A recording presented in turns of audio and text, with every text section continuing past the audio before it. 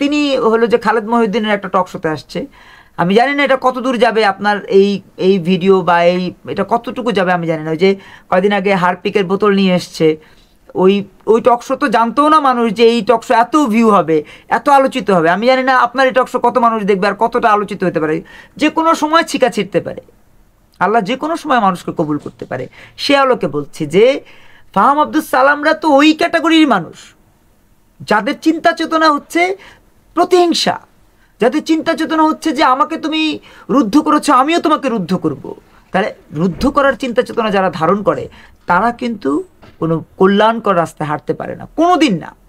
ইসলাম দেখেন, সনাতন দেখেন, খ্রিস্টান দেখেন, বৌদ্ধ দেখেন, বাহাই ধর্ম দেখেন, আপনার হচ্ছে শিখ ধর্ম দেখেন, কোনো ধর্ম এই প্রতিহিংসাকে ধারণ করে না।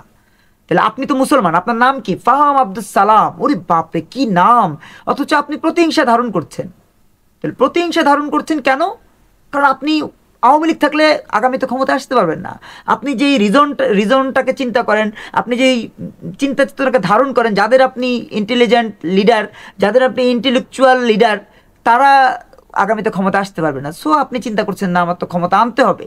আপনি যে ওয়াইফের সাথে ঘর সংসার করেন তার কাছে তো আপনার কথা রাখতে হবে, তাকেও তো দেখাতে হবে যে আমি অনেক জ্ঞানী মানুষ, দেখো আমি তোমাদের বিএনপিকে ক্ষমতা নিয়ে আসছি, তোমার বাবা যেই পার্টির মহাসচিব সেই পার্টিকে আমি ক্ষমতায় আনছি, আমার এত বুদ্ধি যে আমি সব জায়গায় তোমাদেরকে রিপ্রেজেন্ট করি, আমি আমার মতো করে বলি, আমি যা বলি তাই মানুষ শোনে।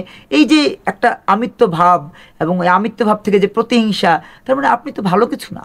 ওই নাইমুল ইসলাম খান বনাম ফাহাম আব্দুল সালাম একই তো জিনিস।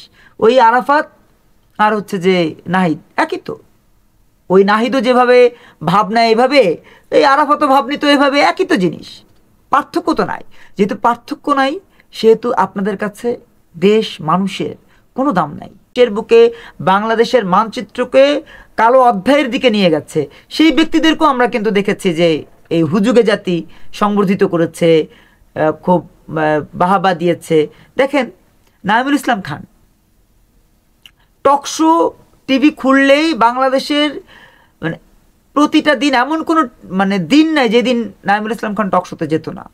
তাকে সংবর্ধনা দেওয়া হয়েছে, তাকে অমুক করা হয়েছে, তাকে তমুক করা হয়েছে, সর্বশেষ তাকে প্রেস সচিব করা হয়েছে। তো ফাহাম আব্দুল সালাম হচ্ছে তাদের উত্তরসূরি, সেই নাইমুল ইসলাম খানদের উত্তরসূরি।